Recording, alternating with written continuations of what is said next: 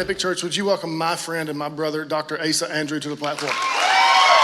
And the biggest thing I want is you to have long life, more than anything, for your families, for your kids and your grandkids. And I know that if you make better choices, and I know if you just change one thing in your life today, you walk a little bit more, you eat a little bit healthier, you have a better mind for doing this. If you just start with something, I know this. I know you're going to have longer days.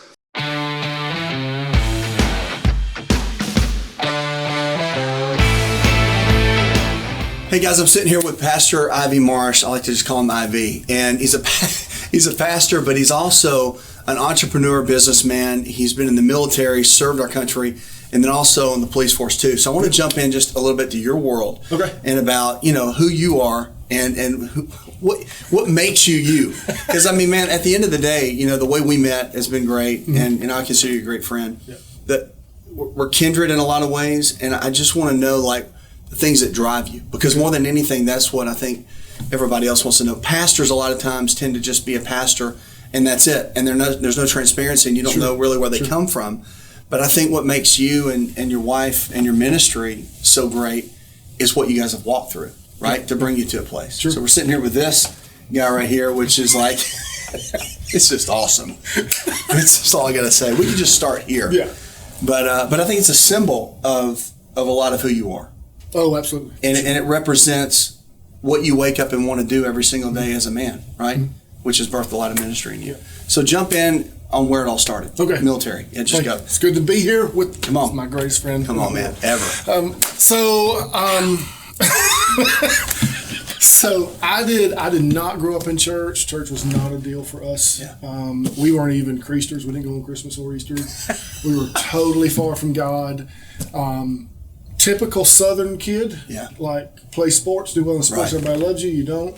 Nobody likes you. Didn't have to go to class. The whole 9 yards. The whole deal. Yeah. So, go to play, get a scholarship, go to play college ball, living the lifestyle, doing the thing. Meet who is now wife, Benet. Yeah. And we're doing the party thing, drinking, having sex, doing all that. The whole thing. Yep. So we see. I like it, man. It's just real. But I mean, the cool thing is, from that where we're going to becoming a pastor and doing the things that God has you doing, it's cool. Keep going. We had normal deal, right? The normal deal. And you're what age about this time? I met Benet. I was 21. Okay, yeah. Between 20 and 20. So college, doing the college thing. She was a college cheerleader. I was a college football player. It is what it is. So we actually made the decision. It all up right there. We actually made the decision to have 2 abortions prior to our marriage. We were taught, "Hey, this is your choice, not a deal." Right. And then so we get married, and I'm like, "Hey, I gotta get a job, do something." And so I had planned on joining the military, and funny side story, I had joined the Navy, was going to become a SEAL. And while I was waiting to go to SEAL school, I was bulldogging off the side of a Jeep and blew my knee out. And so I had to be medically discharged from the Navy because I was being stupid. Which is actually pretty cool. But at the end of the day, I would have done the same. Yeah. So we get married and we get shipped off. I actually joined the Air Force, and we get sent to Central and South America. Okay. That's during the war on drugs. So I stayed down south a lot, and she was at home by herself. Right. And so first 5 years of our marriage it was rocky at best, but it was because we didn't have a foundation at all. We looked at our parents like, okay, I'm not doing that. But so at least you had some kind of reference, but not the best reference. And we literally said when we got married, hey, we'll never get a divorce, no matter what. Right. And we would like to show what the world what it looks like to be in love. Like what's absolutely possible. Yep. But that's totally lost without Jesus. Right. At least you saw that part of it. Yeah. Right? Yeah. So, but God was already setting things up. He really I mean, looking back now. You know what I'm saying? He really was. Like he was instilling that in you, knowing the ministry you were going to have early on. Like if I can't get them following me right now, I'm going to throw some things in there. I got this covenant thing, right, that I'm going to work on with them. They've at least got that. So let's work on that. Yeah. And our marriage was, we were super passionate in love, or we were gasoline and fire, bro. Right. Like she. That's why you're still married. She chucked a can she shoe at me one time. Like she might be small and blonde, but she can get it. She can. So that was it. That's what we were doing. But But it's because we didn't have Jesus. We didn't have peace in our heart. Yeah. Her family was kicked out of a church because her family got divorced. Right. I was sexually abused in the church the only 3 times I ever went. Right. By a church worker. And so, like, total misunderstanding of church world, God. Big time. The whole thing. Yeah. So we would have Christians approach us sometimes, but honest and, like, I'm not trying to make anybody feel bad, but they didn't approach us to tell us the good news. They approached us to tell us how bad we were. Right. Well, heck, I knew that. That's what I was good at. You're right. Where's the hope? Yeah. Yeah, right. Like, so we just rocked on, did our own thing. We get stationed back stateside. We move to Wyoming. And we've already had our first son, Garrett. And so we're doing the parent thing the best we know how. Right. But to like bring it all to a head, our middle son, Joshua, we get out of the military, we come here, and I get a police officer job. Well, they do a C-section, and the C-section's way early. It's like 9 weeks early. Right. And so they pull him out. He's got fuzz all over him, and the doctor's like, hey, his lungs are they're not good. We got to give him all these shots. And so they med-flight him from Decatur to Huntsville. And the doctor says, it was just chaos. Yeah, for sure. And the doctor's like, he might have 72 hours. Yeah. If we don't get him over there and do X, Y, Z, 72 hours to live at best. And they're like, what in the world? So Bené's what are you thinking? Yeah, what are you thinking at that moment? With where you guys were, right? Shock. Like, this is not supposed to happen. This is not in our But cards. did it pull you together? Did it pull you apart? Did you rally together? It pulled us together to request things from each other that we didn't know how to deliver on. Right. Did it push you at any point in time? Did it push you to Christ? Yes. It was the thing that pushed us to Christ. All right. So she when I'm leaving, because she's got to stay there. But who did it push first? Oh, Bené. Okay. She's way more intelligent than me. Yeah. No, I mean, so we get over there and she's like, hey, you got to go pray for him. And I'm like, what does that mean? Right. And so literally I'm standing, he's got tubes all in him. I'm like, okay, God, if you let him live, we'll go to church. Good prayer. Why not? Yeah. Strike a deal. I did. It worked. But, seriously, I think in a simple prayer, that's how we think. Mm-hmm. It's like, okay, God, if this thing's real, if you're real, heal him, and I'll go to church. Yeah. That's all. I'll forget all the stuff that happened, right, to me. When I first tried to go to church, I'll forget all that, and I'll give it another shot. Mm-hmm. And then what happened? He stayed in there about 18 days. The very next Sunday that we were out, I went to the only church that I knew of, which was like a sweet, honest to goodness, sweet traditional Baptist church. I'm talking about pews down both sides, and like a woman who's like 150 on the piano. Yeah, of course, right. That's what it was. It's where my grandparents went. So we go, and Bené's literally singing, and she's holding Joshua. She's in a really good place. I, on the other hand, am miserable. I'm like, why though? Why? I got to be in, honest to goodness, like the music didn't set. It was the atmosphere, right? Turn to him. It just wasn't. It wasn't. I'm like, okay. But here's what I was like, but I cut a deal. Yeah.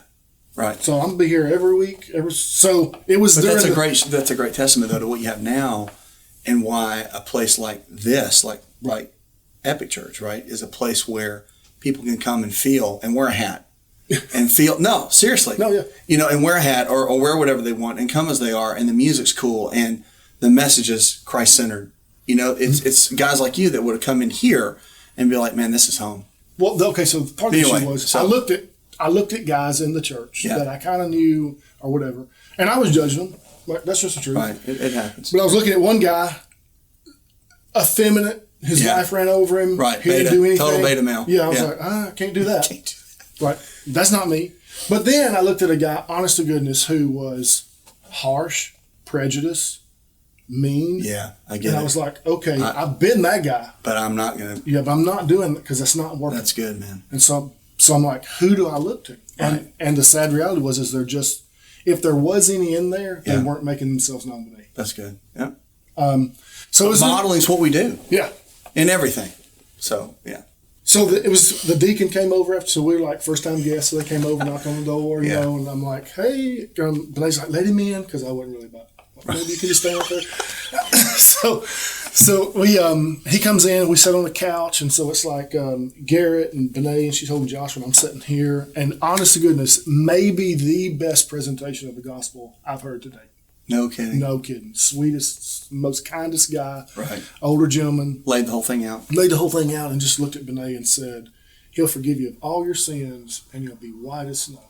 And he did the whole cross, the whole thing. Yeah, and she's got tears running down her face. He was not ready for what was about to happen. She like jumped up off the couch, was like, yes, I want Jesus. And he was like, okay. Like, he didn't know. Like, yeah. Baptist here. We know Wait. A little bit too much. We're not Baptist-costal. We haven't moved in that way yet. So she said the prayer, and he looked at me, would you like to pray? And I was like, sure, it's probably a good idea. But I wasn't like... At that point, you still weren't. Yeah. But look, Benet got the whole... I'm talking about she was a different human being from that moment forward. And the complete turn, right? Yes. The 180. Like, I'm not kidding, man. Yeah. It was different. Like the old was gone. Yes. New comes in. Supernatural. So at that time, I was like, what in the world has happened? But she was just different. But that's awesome. You know what's funny, though, is that's when, like, serious marital problems started happening. Because she had an expectation I would lead the home. I would read the Bible. I would pray with her. That you'd just be that guy, right? And I was like... But you didn't know what that guy was. The word is spiritually discerned. I'd read it and go, I have no idea what this is talking about. Yeah. I'd pray. If I prayed, it would be like at the table, some blessing I heard. Right. Years and years ago. Yeah. So I'm a police officer about 30 minutes away, and I'm doing the thing, working undercover some, living in that hole of evil that you have to expose yourself to. And then coming home and trying to like, okay, how do I be a certain guy at home, a certain guy here? And I didn't even realize I was compartmentalizing my life. Totally. But I was, to try to survive. Yeah, had to. So we had some blowout about 6 months later over church, over scripture, and I was on my way out to go to work. And so I got my patrol car, I was on the way, and on Interstate 65, there's a big bridge out here. It's the Tennessee River Bridge going south toward Coleman. And I'm going over the bridge, and I'd already tried to clean up music I was listening to. I was trying to listen like Third Day, no more AC/DC.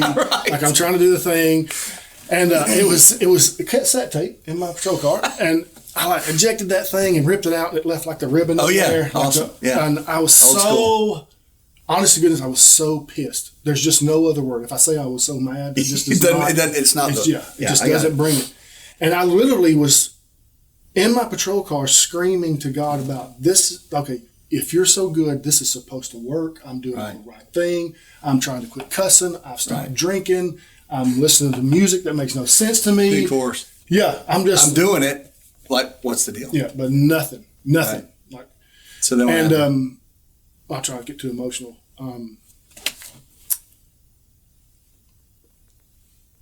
I literally heard a voice. I know it was the voice of God at that time, but I heard a voice, and he called me by name.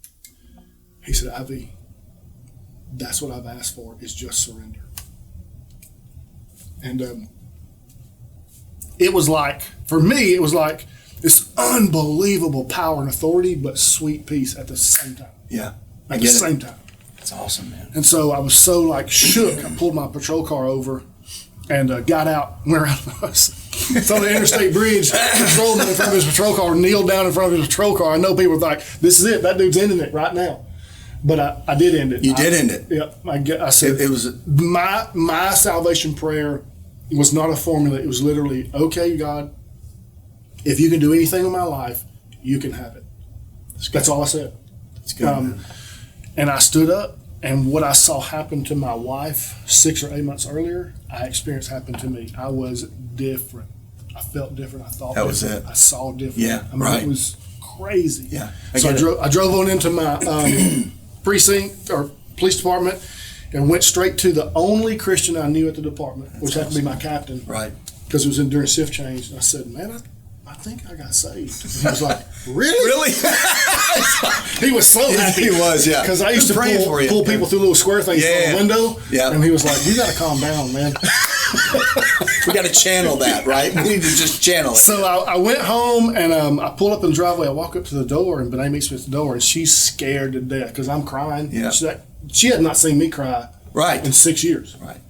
And she's like, did you kill somebody? Right. Like she was like, freaked. I was like, I think I got saved. And she was like, oh, thank God. I thought you was just always be that way. I was like, this is not what I thought I'd come home to. Right. It's like, where's the encouragement? Yeah. You want me to lead? Like, where's the nurturing? All that. Yeah. So we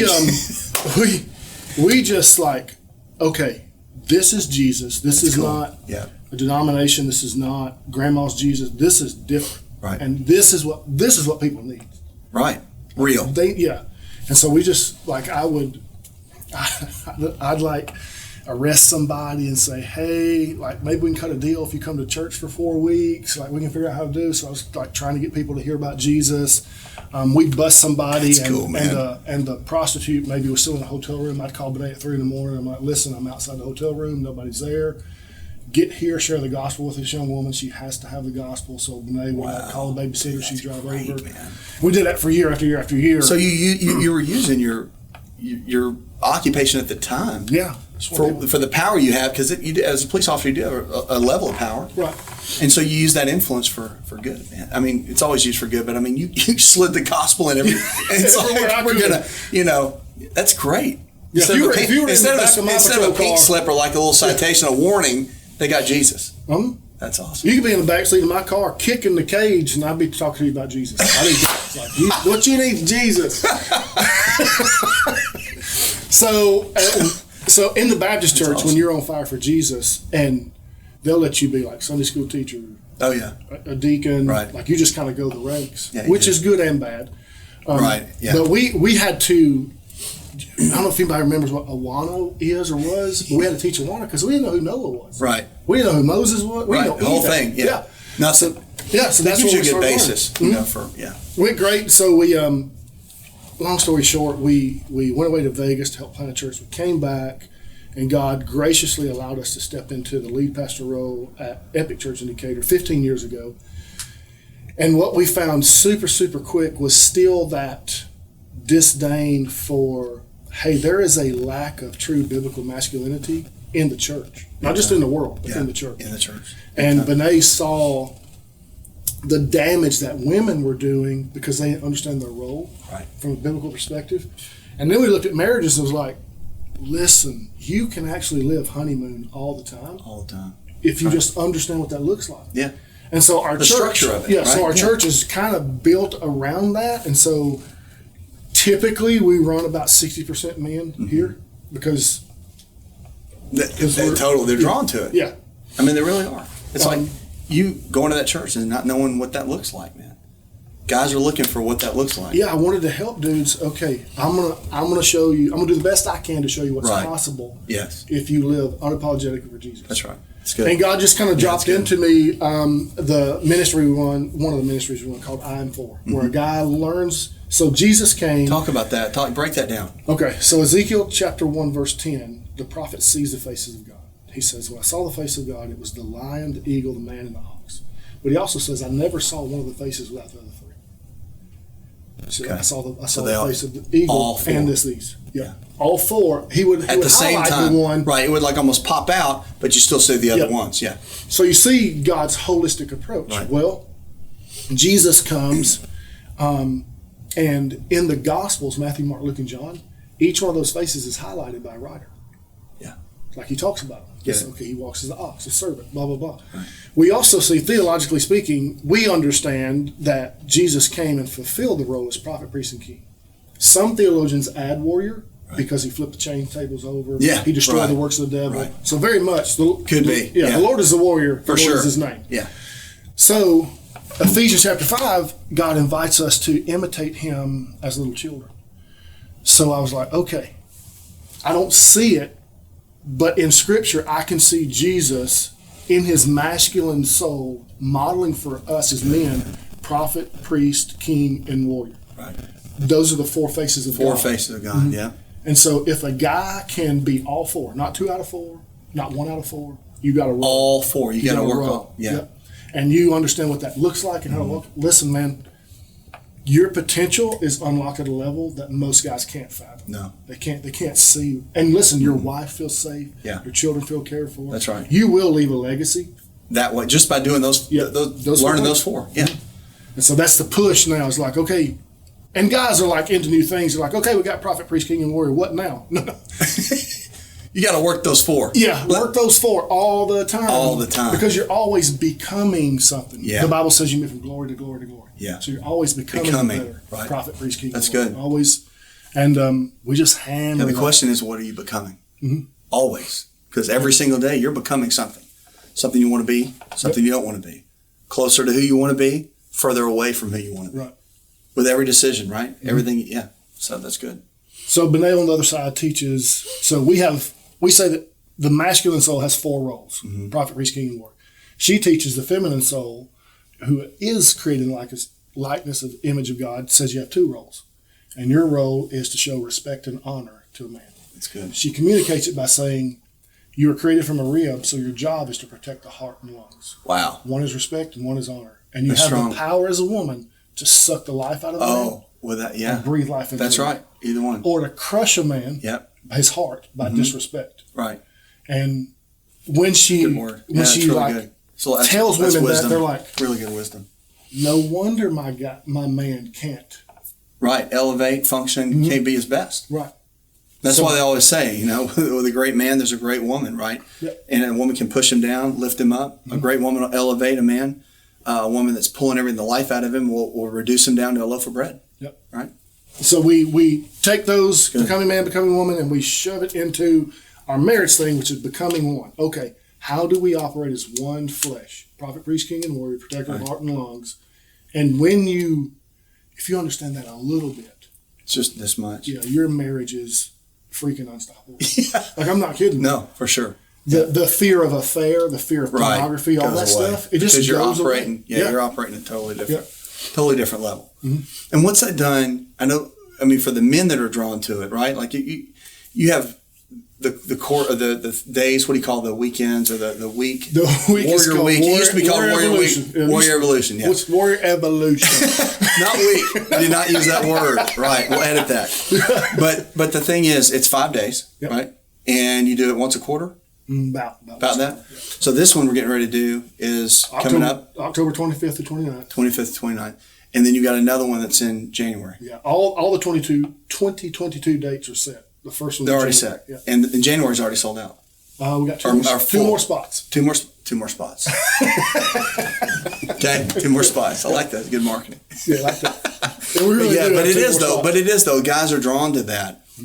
Based on one. Do some guys repeat it? We have a 2.0. Okay. So we'll do Warrior they Evolution. And you graduate and you get put on your team, whether it's Alpha, Bravo, whatever. Right. And y'all meet every 2 weeks to make sure you keep going. And then we'll have a 2.0 where our graduates can come back and we go over some more stuff. Now, in the church here at Epic Church, right? The church you guys have taken over and built and grown. You got multi-campus, right? Mm-hmm. So you got other locations. Where are the other locations? Athens, Alabama, Carson City, Michigan, Decatur here, and then East Swatini, Africa. Okay. East Swatini, Africa? Yeah. That's it, man. Yeah, it's dope. That's awesome. The whole thing is dope. I mean, the whole concept. What I love is the fact that you're discipling and you're training men and women the way that it's supposed to be done. Yeah. Not in just a small group cookie cutter. This is, a little program that we have. It's hardcore because you're like. I mean, let me tell you something. It's like if you could see this table. There's like this is Rambo 3 knife right here. I mean, the whole thing is like hardcore. You just can't even see everything in this room. And we listen. But we get some heat for it. But what kind of heat? What kind of heat though do you get? Because here's the deal. One of the ways you and I met was I told you that I was a big fan and part of Ed Cole's ministry, Maximize Manhood, Promise Keepers. I came out of all that. And it got a lot of heat in a lot of ways from men wanting to be men serving God, and it just came across a certain way. Mm-hmm. But the alpha male, which the way God made us, by the way, is something that I don't think culture wants in a lot of ways. So the pushback is going to come not from other men wanting to be godly men, or it's coming back from insecurities, and it's where the culture's headed. Don't you think? 100%. Yeah. So, the pushback, who cares? Because if you guys like you, if your ministry, you and Benet, if y'all don't build this kind of thing will get lost. Sure. So there has to be people that God raises up like yourself to carry that. No, I don't mind. You know what I mean? Yeah, I don't mind the heat. Yeah. To me, the heat's worth it. For sure. But even for a guy, so somebody's listening, they're like, hey, I want to do that. Right. Hey, if you decide on Warrior Evolution, hard. Yeah. And you have to apply, and maybe you finish. Yeah. Seriously. Right. But even to go in the I'm For movement, which is the big thing, and have Warrior Evolution in it, there's going to be a certain spiritual battle that you decide to engage. Because the battle's not against flesh and blood. Well, apathy is the issue in masculinity. Like we've been taught that apathy is a way to my paradise. Just don't care, right. Disengage, and I'll be okay. When actually, that's a tool of the enemy to steal, kill, and destroy your life. That's it. So I'm not engaging. So there is a fight that you decide to engage to, and that kind of masculinity fleshed out in prophet, priest, king, and warrior is not toxic. It's holistic. That sets people free. That's it. Like it sets people, like your wife actually takes work. Unbelievable work. You have to. So I know we read scripture and like, yeah, Jesus said, deny myself every day. Okay, no. If you're going to live as a true biblical man, right, you're going to really learn what that is. I think that's so good, man. Let me tell you why. Because when sin entered the world, right, he told Eve that you're going to bear children, the pain of that, right? And what did he tell Adam? You're going to do what every day of your life? What are you going to do? Work. Toil the land. Work it, toil the land. And it's not going to give back what it's supposed to. Right. So, somebody say amen. So he said you got to work it. Mm-hmm. Work your land. You're going to have to work it every single day. And I think we just think work it like job. But I think it also meant work on the man, right? And that work in itself is going to be a lot of work. Mm-hmm. Renewing the mind is much harder than we give credit to. I agree. We don't realize how programmed as a people or nation that we are. That's true. And so when you decide, all right, I'm for this. I'm prophet, priest, king, and warrior. That's great, but you don't realize the deprogramming that has to happen, the reprogramming that has to happen. Yeah. And we really push marriages like you need to have buy-in from every level. Like your wife needs to understand what you're trying to become. Yeah. And she needs to support that and pour into you. So because she'll elevate that. Yeah, right? You can't have one or the other. You got to have both ends. Can't have one person eating pizza and burgers and fries, and another person, doing organic. You just can't. They don't work. And we have that. Some guy comes and gets fired up, and his wife's like, "Hold on, wait a minute. What are you doing? What's that look like?" And we've tried to cut that off at the pass. But if somebody's listening, they're like, "Okay, I want to check this out." You can go to im4.tv, check it out. Yeah, we'd love to have you come to Warrior Evolution. Mm-hmm. And I don't say this to scare people. I just don't believe in blowing smoke. Yeah, no, you don't. Like very transparent. That's what I love about you. Yeah. Okay, great. I want you to. God wants you to. Romans 8 says that creation is groaning for the revealing of the sons of God. Yep. That's what we're talking about. But you just have to understand. Now I'm really going to fight. Now I'm really going to engage. And most guys don't know. They don't even know what that looks like. Right. That's why day one's probably like. Well, we have a warrior culture in our world, and everybody believes, well, if I go buy 5'11" pants and a Glock, then I'm a warrior. Then I'm a warrior. Yeah. Brother, you're not. Maybe you should not do that. No. I mean, I appreciate the wardrobe, but it's just different. It is different. Yeah. No, it has to happen in the heart, inside, and there's no gun, there's no sword, there's nothing that does that, right? The warrior has to come in here, and that has to be developed. What do you think is the hardest when guys come to you into this ministry, like you did when you first got saved, right? You're like, what does that look like? What do you think the hardest first step is for them? Like, what is the hardest thing for them to overcome? Unanimously, everybody's got their own stuff, but what's the one thing that really is hard for these guys to just overcome? And once they do that, it's that moment that everything else is the momentum. So, I'm going to say apathy, but I'll frame it what I mean. So we don't battle against flesh and blood. We battle against spirits, principalities. Yep. Okay. I don't know how much you know about Ahab and Jezebel. Ahab was king. He was supposed to do the deal. That's right. But he always released his authority to his wife Jezebel. And he tried to buy a vineyard, couldn't get it, came home and cried in the bed. Right. So what we're dealing with, and what if a guy can slam into this and fight it, it's the spirit of Ahab. It's this idea and philosophy that apathy is going to get me what I want. That even I can use my weakness to manipulate you. Yeah. I can talk you into doing what I want you to do because I get you to feel sorry for me. Right. Is it just all ingrained? You think you have to break all these, the patterns have to be broken? So here's the, you can be saved, which we would say delivered. Right. Delivered from the kingdom of darkness to the kingdom of light, right, and not be free. I agree. And we just, like, even in the church, we don't realize we breed this apathetic Ahab approach to even the kingdom. People say, well, I hope God will. Or maybe God will. So the Jezebel spirit we always hear about with women, and we always want to hammer her, right? Yeah. And that's excuse. Oh, she's a Jezebel, right? Or that's a Jezebel spirit. I think women, like you said, it's like he's got a flipping Ahab spirit. Mm-hmm. And if the Ahab would step up, Jezebel would go away. Right. Every time. And they almost always exist together. Right. Which is why they, And it's all of it's hard. All of it's hard. Every bit of it's hard, because you got to dig in and you got to work every day. Mm-hmm. And the women have to work every day too, right? Because they're breaking patterns that they've seen in family or church or TV or wherever. And most of the time they're breaking generational curses. Yeah. That's his dad was that way. His granddad was that way. My great-granddad was that way. Yeah. Yeah, I get it. Yeah. Where do you want to take this? Like, what's your goal for where it is now, and where do you want to take it?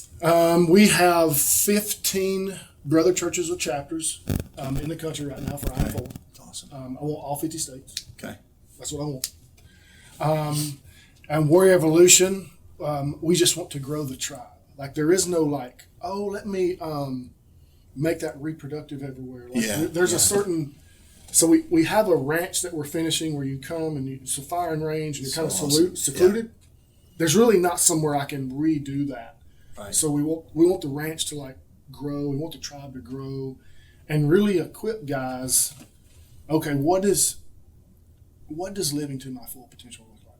And there's a bunch of men stuff out there that tell you, do this. Okay, that's great. But what if you could take all the good parts of all of those and smush them together and really show guy kingdom potential? What does that look like? Yeah. What can I accomplish? For sure. What does a marriage look like? A legacy through my children. What does all that look like? Yeah, and really tap into that. And we say this all the time. If you change a guy, you change a home, you change a community, you change a city, you change a state, you change a country, you change the world. Why is that? Because in the universe, God established... you get a lot of heat for that statement right now in this culture. Mm-hmm. But I 100% agree with you. Because the guy is the leader of the home, regardless of what society says. That's right. So goes the man, so goes the marriage. So goes the man, so goes the family. Everything. So goes the man, so goes the community. That's it. The country, the world. That's it. We're in the predicament we're in. You're looking at it. We don't need to say anything. Yeah. Right? Yeah. With what you just said, leadership, man. Mm-hmm. And it all starts with leading yourself. Yeah. Self-leadership is the hardest leadership. It is the hardest, without a doubt. Every single day, right? You battle with programming and apathy or whatever. But every day you have to work. Guys ask me all the time, so when do I get a day off? No, you don't. It ain't one. There's no days off. Because, if you take a day off, the devil didn't need but just a little. He needs a crack. Yep. You can't give him a crack. And that's why a tribe is important. Friends, relationships, people you keep around you, very, very important for your own growth. Right? So during the conversation between Cain and Abel, God looks at it and says, "Don't you realize sin is crouching at your door and it longs to have you?" Yeah. That Hebrew phrase means a crack. Man, that's strong. It's like it is. He wants to have you. Right. And what's God telling him? You must overcome. Yeah. That's my responsibility. That right. I'm not going to come in and just help you every time. It's up to you. Yep. Right. To go in and do that. And that's what you have to fight every single day as a guy. I agree.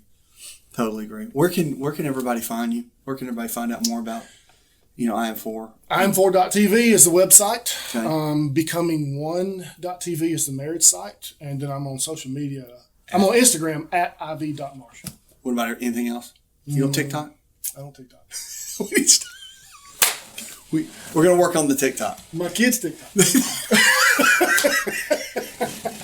That's awesome. check out IV, check out all the social media, and man, it's great hanging with you. Thank you, It really is. We'll do more later. Yep. And I'll tell you what, this guy is an amazing man of God. If you don't know anything about IM4, go check it out.